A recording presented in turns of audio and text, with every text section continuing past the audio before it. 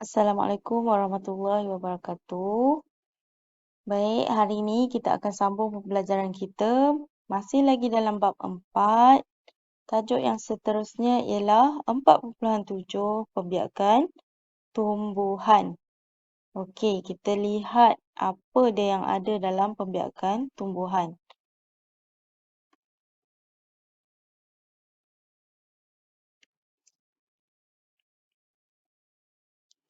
Okey, kita lihat kepada struktur dan fungsi bahagian bunga.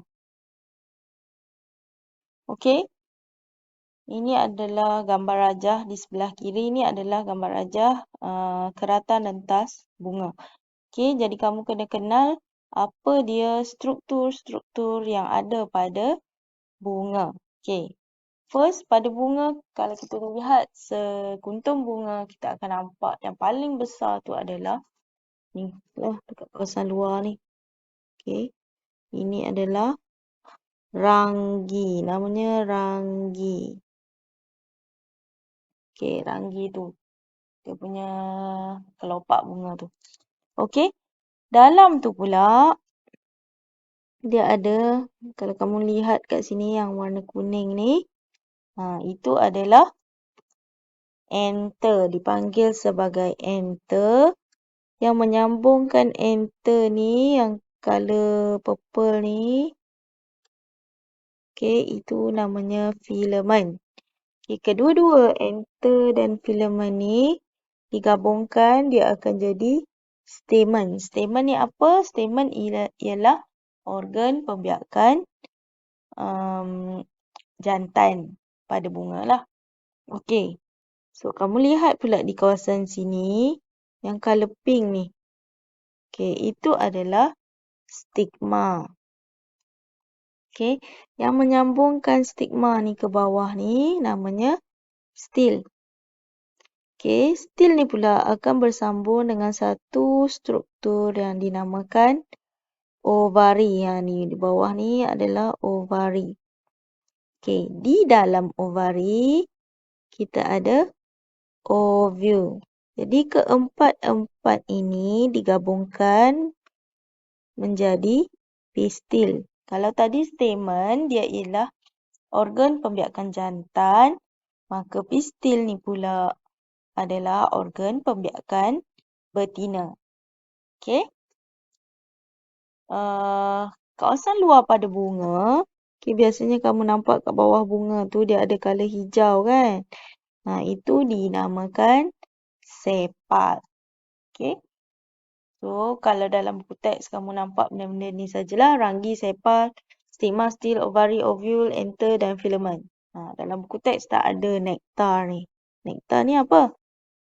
Nektar ni ialah biasanya kalau kita biasa sebut sebagai madu lah. Bunga ada madu kan? Serangga hinggap kepada bunga untuk menghisap madu. Ni nektar ni madu lah. Okey, nektar.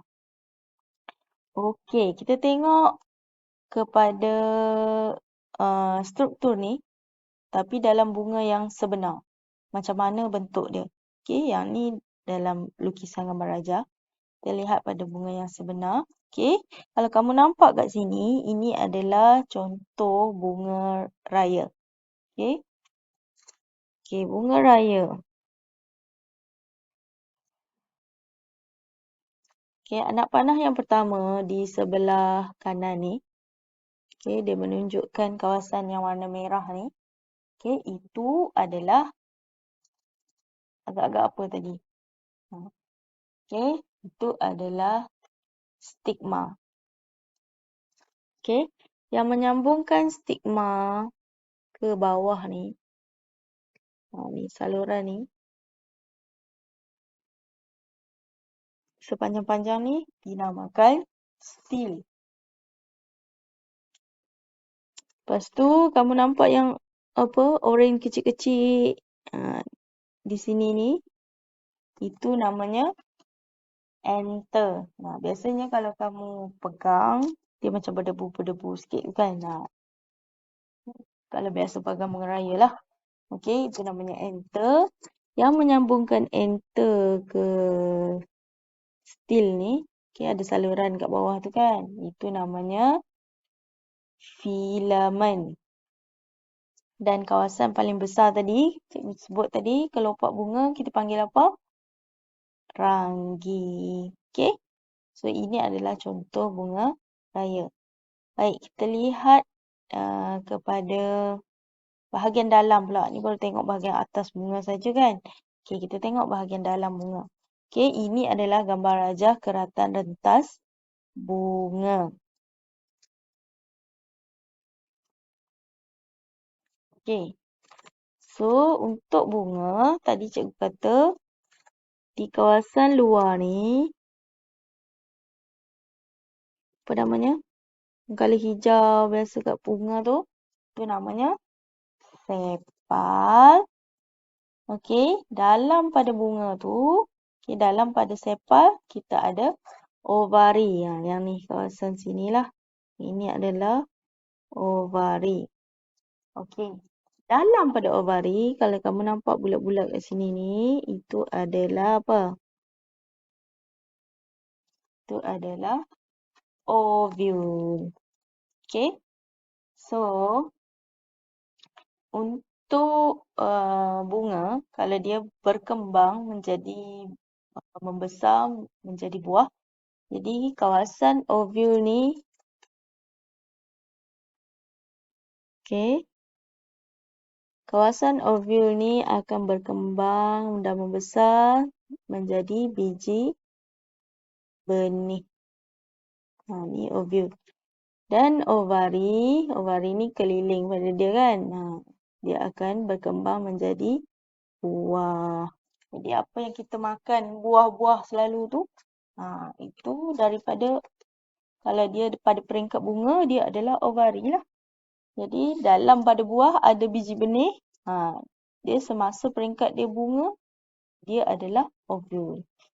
Okey, next kita tengok apa dia fungsi bagi setiap struktur yang ada.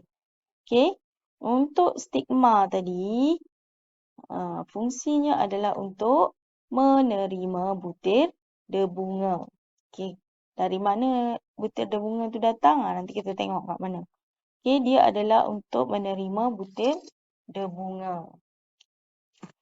Okey, next still. Still fungsi dia yang bersambung dengan stigma kan? Jadi fungsi dia ialah memegang stigma.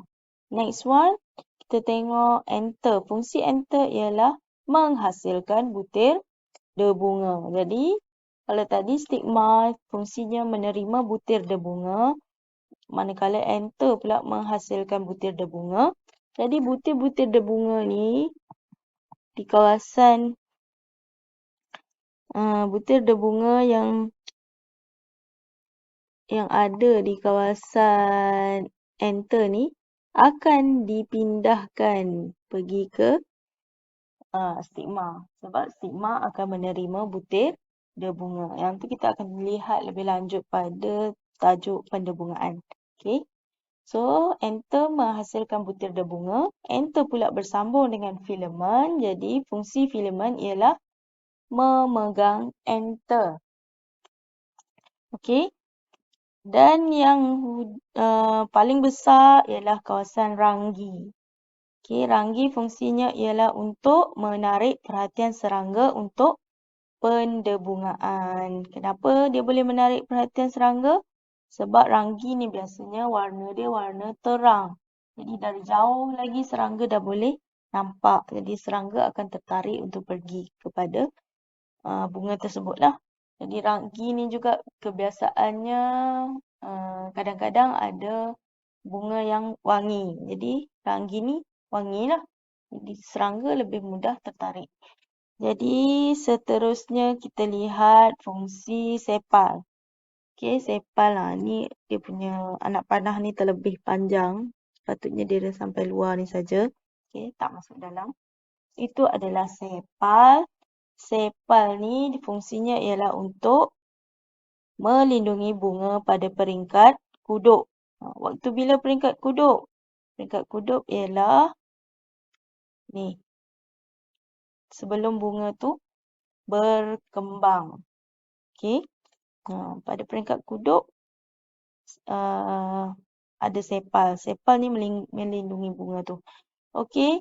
Dalam pada sepal, kita ada ovari. Ovari fungsinya ialah untuk menghasilkan ovule. Jadi dah tahu dah ovule yang mana. Jadi dalam ovari tu ada ovule. Jadi fungsi ovari ialah menghasilkan ovule. Dan ovule fungsinya mengandungi gamet betina. Okey, mengandungi gamet betina untuk disenyawakanlah. Okey. Next, kita lihat jenis bunga. Ada 2 jenis bunga. Okey. Bunga yang jenis pertama ialah bunga bisex. Bunga bisex ni apa dia? Bunga bisex ialah bunga yang mengandungi kedua-dua bahagian pembiakan jantan dan betina. Okey. Pembiakan jantan namanya stamen. Tadi kita dah kenal dah. Stamen. Pembiakan betina ialah pistil namanya. Jadi stamen dan pistil ada dalam bunga yang sama. Bila ada dalam bunga yang sama, bunga tu adalah daripada jenis bunga bisex. Okey. Itu kalau ada dua-dua. Kalau ada salah satu, dikenali sebagai bunga unisex. Okey. Bunga unisex ni apa dia? Bunga yang tak lengkap kerana hanya mempunyai stamen atau pistil. Bila kata atau, maknanya dia ada salah satu lah. Mungkin bunga tu ada stamen sahaja. Mungkin bunga tu ada pistil sahaja. Okey. Kita tengok pada contoh gambar kat sini. Okey, kalau kamu lihat atas ni bunga lili. Bunga lili ni dia ada organ bahagian pembiakan betina. Okey, yang ni yang cikgu bulat ni ialah stigma dan stil. Okey, yang kawasan luar ni yang panjang ni. Okey, yang panjang ni adalah anther, bawah dia filamen.